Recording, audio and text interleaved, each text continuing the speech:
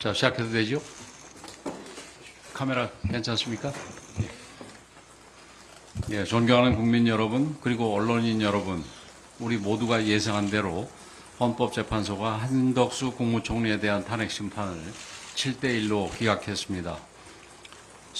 심지어 억지 탄핵을 밀어붙인 민주당도 예상했던 결과입니다. 그 어떤 이변도 없었습니다. 지난해 12월 민주당 주도로 통과된 탄핵안이 처음부터 헌정 파괴 목적의 정략적 탄핵이었음이 다시 한번 확인되었습니다. 거대 야당의 무리한 입법 폭거에 대한 사법부의 엄중한 경고였습니다. 구전구패입니다. 헌정사에 길이 남을 기록적 패배입니다. 국정을 마비시키고 정부를 길들이기 위해 탄핵소추를 악용하는 민주당의 시도는 국민적 상식과 법치주의 원칙 앞에 번번이 실패했습니다. 사법부가 다시 한번 브레이크를 건 만큼 이제라도 야당은 헌법 정신에 어긋난 무모한 도전을 즉시 중단해야 합니다. 오직 정쟁을 위한 최상목 경제부총리에 대한 탄핵소추는 지금이라도 접어야 합니다. 한덕수 국무총리가 권한대행 자리에 복귀한 것은 늦었지만 다행입니다. 한 권한대행이 챙겨야 할 일이 산적해 있습니다. 우선 전국 각지에서 발생한 산불로 극심한 고통을 겪는 국민들을 돌봐주시기를 바랍니다. 이와 함께 얼어붙은 민생 경제를 살피고 급변하는 글로벌 통상 환경에 기민하게 대응해 주시기를 요청드립니다. 국민의힘은 한 권한대행과 긴밀한 협력 관계를 신속하게 복원하고 국정 혼란을 빠르게 수습하기 위해 최선의 노력을 다할 것입니다. 헌법재판소는 윤석열 대통령의 탄핵 심판에 대해서도 절차적인 하자와 내용상의 문제점이 없는지 시간에 구애받지 않고 철저하게 검토해야 할 것입니다. 최근 민주당의 움직임이 굉장히 우려스럽습니다. 줄탄핵 무리수로 국정을 흔들고 국민을 불안하게 만든 데 대해 반성하고 국민께 머리 숙여 사죄해도 모자랄 판에 야당은 오히려 뻔뻔한 모습을 보이며 헌법 위에 군림하려 듭니다. 특히 헌법재판소가 자신들 뜻대로 움직이지 않자 민주당은 헌재가 윤석열을 파면을 선고할 때까지 광장에서 국민과 함께 싸우겠다라면서 소요 사태를 선동하고 있습니다. 더욱 경악스러운 것은 이재명 대표가 탄핵이 기각된다면 나라가 망하는 것이라는 망언도 서슴지 않고 있다는 점입니다. 본인의 재판 결과가 나오기 전에 권력을 취하기 위해 범죄 혐의자가 국정을 마구잡이로 흔들고 대통령 탄핵을 밀어붙이는 이런 작태야말로 나라가 망하는 지름길입니다. 탄핵 남발, 광장투쟁, 헌법기관 공격, 선동정치의 끝없는 악순환을 반복하는 그들에게 나라를 맡겨서는 안 되는 이유가 더욱더 분명해지고 있습니다. 이들의 머릿속엔 대한민국 국민은 없습니다. 민주당의 아버지라는 이재명 대표만이 있을 뿐입니다. 상식이 무너지고 법치가 흔들리는 것을 두고 볼 수는 없습니다. 대한민국의 헌정체제를 수호하기 위해 내전 선동 세력이 우리나라를 유린하는 것을 막기 위해 국민의힘은 분연히 일어나 맞서 싸울 것입니다. 국민 여러분, 지금 대한민국에 필요한 것은 사회 갈등, 분열 조장이 아니라 국정 안정과 책임 정치입니다. 우리 당은 국민과 함께 민생을 살리고 국정을 바로 세우는 일에 모든 역량을 집중하겠습니다. 민주당과 이재명 대표 옹의 세력에게 강력하게 경고합니다. 대한민국의 법치는 쉽게 무너지지 않습니다. 민주당과 같은 헌정 파괴 세력이 아무리 짓밟아도 국민이 피땀으로 가꿔온 민주주의와 법치주의 정신은 서리빨같이 살아있을 것입니다. 민주당이 만약 26일 나올 이재명 대표의 공직선거법 위반 2심 결과와 그 이후 있을 대통령 탄핵 심판의 결과에 불복하며 또다시 대한민국을 벼랑 끝으로 몰려 한다면 결코 용서받지 못할 것입니다. 헌법재판소는 지금껏 그래온 것처럼 본연의 임무에 충실해 주기 바랍니다. 그리고 헌법재판소가 앞으로 내놓을 판단도 오직 법리와 원칙에 의거한 공정한 결과이길 기대합니다. 국민의힘은 그 어떤 상황에서도 흔들리지 않겠습니다. 국민과 함께 법 앞에 만인이 평등하다는 사법정의가 실현되는 대한민국을 기필고 만들겠습니다.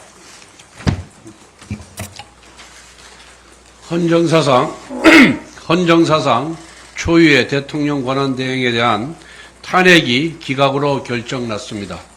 한덕수 총리께서 무려 87일 만에 대통령 권한대행으로 복귀하게 되었습니다. 이번 한덕수 대행 탄핵 기각은 더불어민주당, 아니 더불어 탄핵당의 구정구패 그 이상의 의미가 있습니다. 대통령에 이어 대통령 권한대행마저 연쇄 탄핵한 것은 정략적 계산에 따라 대한민국의 행정부와 헌정질서를 마비시킨 거대 야당에 의한 내란 기도의 정점이었습니다. 이재명 세력의 입법 권력을 동원한 내란 음모에 헌법의 철퇴가 가해진 것입니다. 당연한 결과입니다. 이재명 대표는 뻔히 기각될 것을 알면서도 오로지 본인의 정략적 목적을 위한 졸속 탄핵으로 87일이나 국정을 마비시킨 데 대해 국민 앞에 석고대죄하십시오.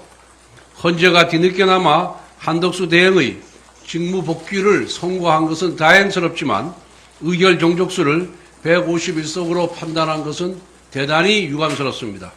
이는 헌재가 대통령 권한대행에 대한 거대 야당의 무제한 탄핵 면허를 부여한 것입니다.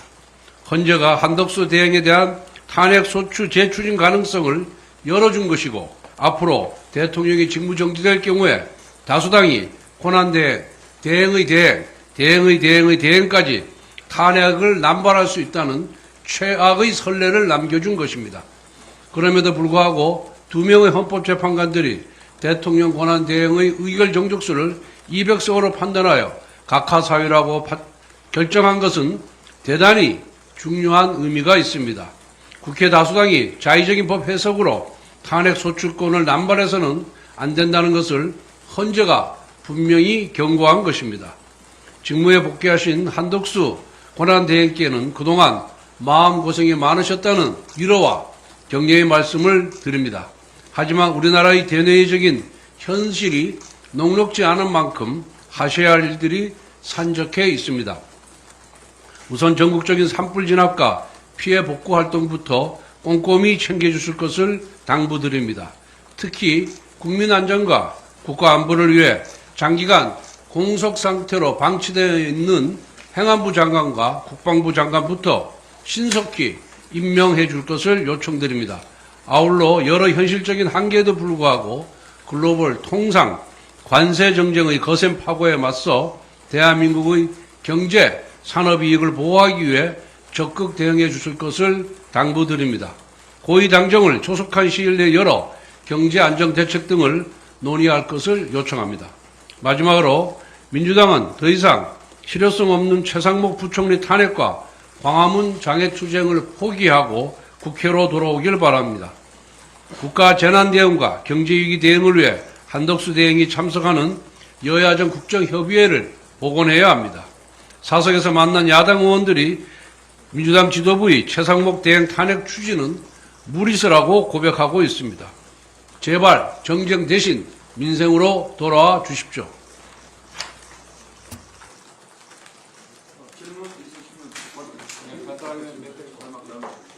최상목 대행 시절 임명해서 정유선 조항찬 헌재재판관의 법정 문제 없다고 보시는지 하나랑 그다음에 현재 헌법재판소에서 헌법재판관 임명 안 하면 헌법과 법률 위반이라고 했는데 복귀하는 한덕수 총리가 마흔여 후보자 이제 임명해야 된다고 보시는지.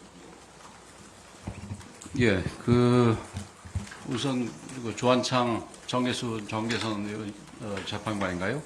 그 부분에 대해서는 이번에 이제 각하가 아니라 기각이 된 상황이기 때문에 조금 글쎄요, 논의가 더 많이 이루어질 것 같지는 않습니다만은 여전히 그 문제에 대해서 해석 여지가, 이론의 여지가 틀림없이 있다고 생각을 합니다. 근데 그거는 이제 차후 절차나 차후 우리 시민사회에서 그 부분에 대해서 논의가 이어질 거라고 생각을 하고, 마은혁 재판관 같은 경우는 지금 헌법 관행에 사실은 맞지 않는 부분입니다.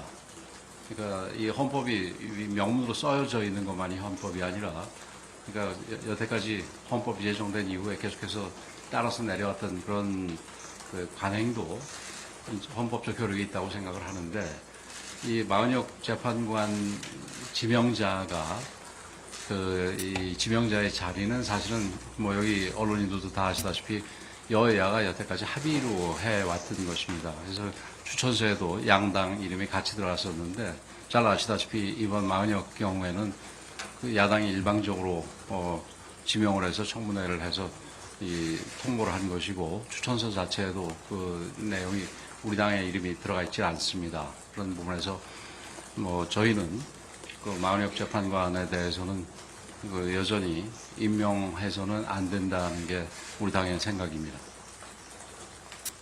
그 좀 보완 설명을 드리면은 헌법재판소의 결정 주문에 따르면 됩니다. 마은혁 후보자 같은 경우에는 국회의 헌법기관 구성권을 침해한 거지만은 헌법재판관으로서의 지위를 지위에 있지 않다. 그 다음에 대통령 권한대행이나 대통령에게 아무리 국회 의결이 있다 하더라도 그 마은혁 후보자의 임명을 강제할 수는 없다라고 되어 있기 때문에 그 주문대로 마은혁 후보자에 대해서 임명하지 않은 것이 헌법 위반이라고는 보지 않습니다. 이번 기각 판결이 앞으로 남은 대통령 탄핵 선고에 어떤 영향을 미칠 거로 보시는지 궁금합니다. 글쎄요. 저희들도 바로 이게 별개 사건이기 때문에 바로 뭐 직접적인 영향이 있다고 생각하지 않지만 그러면서도 한 가지 좀 아쉬운 부분은 이번에 이 헌법재판을 하면서 사실은 그 형식적인 부분을 먼저 판단을 하고 구체적으로 본안에 대해서 즉 이 한덕수 총리가 탄핵 소추를 인용할 정도의 위법한 위헌적인 행위를 했느냐 이런 거를 순차적으로 판단을 해야 되는데 의결 정족수에 대해서는 판단을 했지만 이 탄핵 소추 이 내용 중에서 내란죄를 뺀 부분에 대해서는 전혀 판단이 없었습니다. 그래서 그 부분에 대해서는 한편 아쉽기도 하고 한편은 뭐라 그럴까요?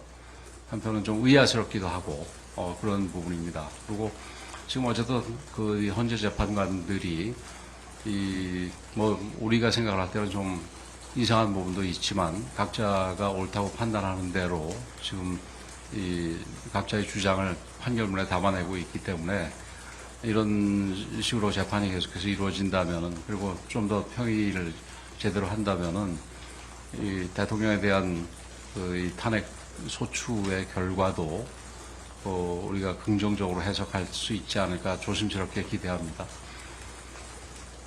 SBS 최성훈입니다. 한덕수 총리가 임명을 미뤘던 조한창 재판관은 각하 의견을 냈고 또 정계선 재판관은 인용 의견을 냈는데 그렇다면 헌법재판소의 정치적 중립성과 독립성이 잘 지켜지고 있다고 판단하십니까?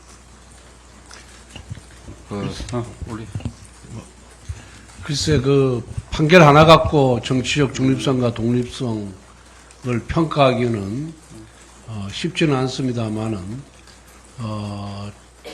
조한창 재판관의 경우에는 뭐 각하 의견이지만은 기본적으로 기각이라고 봤을 때 7명에 1명이었고 정계선 재판관의 경우에는 전혀 7명과 다른 의견을 제시를 했거든요. 그런 측면에 봤을 때는 정계선 재판관의 우리가 임명되기 전부터 정치적 편향성에 대해서 여러 가지 문제 제기를 하고 이랬었는데 그런 측면에서 이번 판결 결과를 봤을 때는 그 문제 제기에 어느 정도 타당한 측면이 있지 않았느냐 그런 생각을 하게 됩니다. 한 가지만 더 말씀을 드리면 사실 지난번에 이진숙 방통위원장의 탄핵 소추와 관련해서 4대4 판결이 기각 판결이 난 부분에 대해서 매우 잘못됐다고 생각을 하고 좀 헌재가 뭐 지나치게 정치적이지 않느냐 이런 우리 당에서는 그렇게 판단을 했습니다. 그런데 이번에 이 정계선 재판관 혼자만 인용 의견을 내고 나머지 세 분은 기각 의견을 낸 부분에 대해서는 아쉬움이 있지만 그래도 높이 평가를 합니다. 앞으로도 헌법재판소는 뭐 여러 가지 얘기가 있습니다만은 그런데 휘둘리지 말고 정책인 중립성 그리고 객관성을 가지고 오직 법리와 양심에 따라 재판을 해주시기를 기대하겠습니다. 저희 지방 산불 재난현장 들어가셔야 돼서 얘기하시는 시간 감사합니다. 네, 수고하셨습니다. 예. 아시다시피 우리가 2차 시간이 있어가지고 예.